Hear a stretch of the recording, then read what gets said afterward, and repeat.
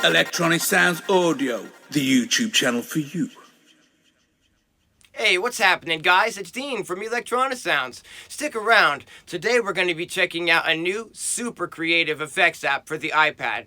If you produce music on the iPad using you're definitely going to want to pick this one up. This is called Scatterbrain, and it's from Bram Bos, the maker of the Rosetta sequencers.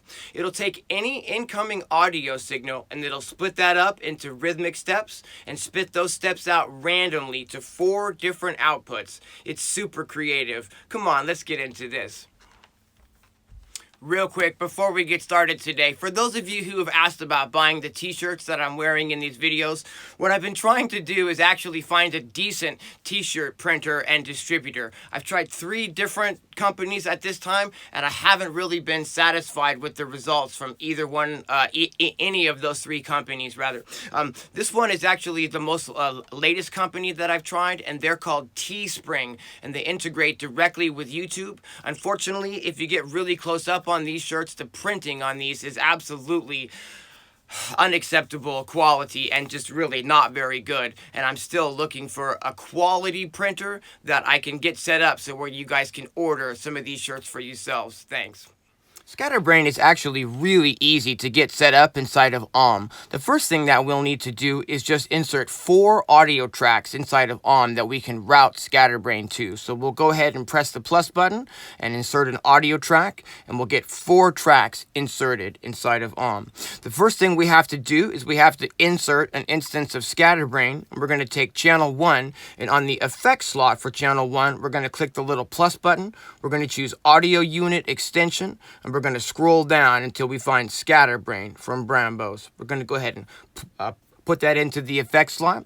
And now we need to route this so that Scatterbrain knows it's sending audio to all 4 of these channels.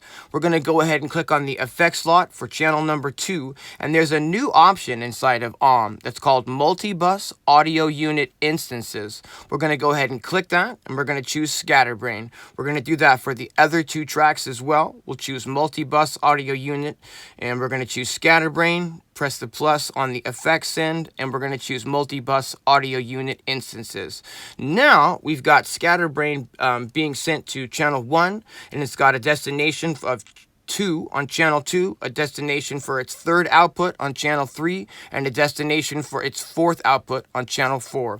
Let me show you what that means. If we open up the plugin here, we've actually got 4 outputs down here that the different presets inside of Scatterbrain are going to route the audio to those different presets. You've got a deviate and a retrigger and some trigger chances here, so you can get some random and some chaos type of things happening in the output in the way that it's sending the different chopped up pieces of audio to those signals.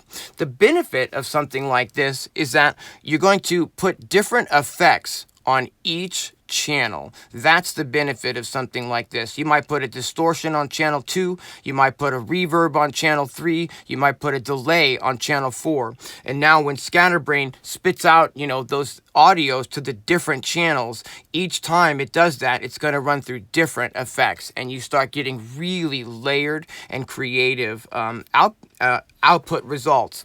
This is typically used for genres like IDM and like glitchcore and like breakbeat and like drum and bass.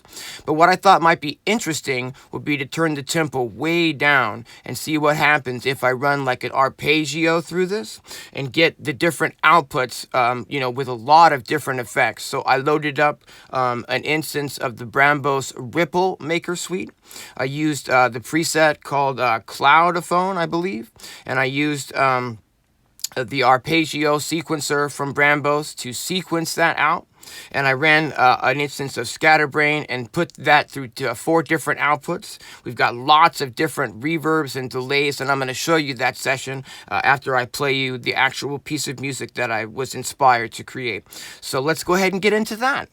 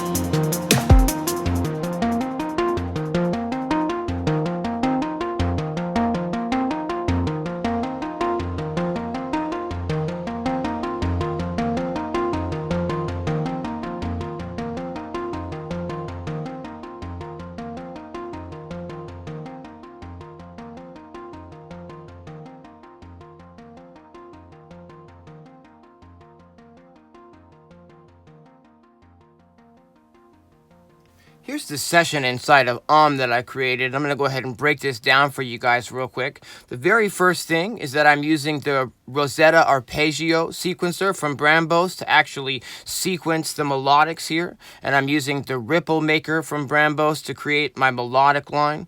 And let's see here. I've got Scatterbrain on that very first track, on the very first instance of Ripple Maker. And so whenever the audio goes out of this output, the first output from Scatterbrain, it's going through the dub station delay from Audio Damage. Really love that delay. On the second channel here, I've put the Cosmonaut Space Explorer effect from Bram Bos so that, we've got a little bit more of a variation on the delay and the sound that's coming out there. On the third channel, I've put a high pass filter to eliminate any low frequencies below about 100 hertz. And then I've put the Eventide Ultra Tap, to get a little bit of glitchy rhythms on the audio that comes through this channel. And also the Eventide Black Hole Reverb to get a lot more extra space and reverb on the audio that comes through this channel. On the last channel, on the fourth output for Scatterbrain, I've gone ahead and put the Q-Vox from Eventide to get a little bit of pitch variation when the audio comes through this channel. And I'm using another instance of the Cosmonaut from Bram Bos with another different preset. So I've got quite a bit of different delays and reverbs happening as Scatterbrain divides up the audio from Ripple Maker and spits it out of these four outputs. Sometimes it doubles up on the audio, so you get different delays kind of cascading and creating melodics over each other.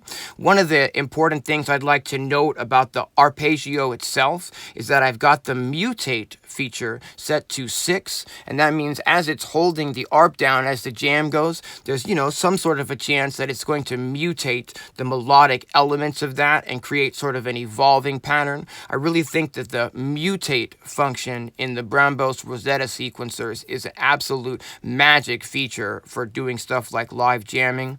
The synthesizer that I'm playing in real time over this jam is the Model 15 from Moog, and I'm using just a default preset, pad preset called sample and hold style pads. So that's the Moog Model 15 with just a default preset. I've got that running through some extra delay from the Dub Station 2 from Audio Damage. And lastly, I've got everything routed through a master bus so that all my channels are ending up on this master bus here. And this has got a limiter on it so that nothing will go over the 0 decibel, like if I get an accidental, sound spike or something like that. And this limiter will help protect our ears, our headphones, and our speakers. I always put a master bus, a limiter on the master bus. And I recommend that you check into putting a limiter on your master bus as well. I hope you guys have found this setup and this routing example a little bit useful. I definitely recommend checking out the Scatterbrain plugin for yourself. You just get it set up, you route whatever audio you want through it. You could run drum loops through it, you could run beautiful melodic elements through it like I've done here, and you're just going to split those pieces of audio into little sections and spit them out randomly over these 4 different outputs, which you can put whatever effects on of your choice. This is some serious sound design fun here, guys. I hope you found this useful, and until next time, thanks for watching.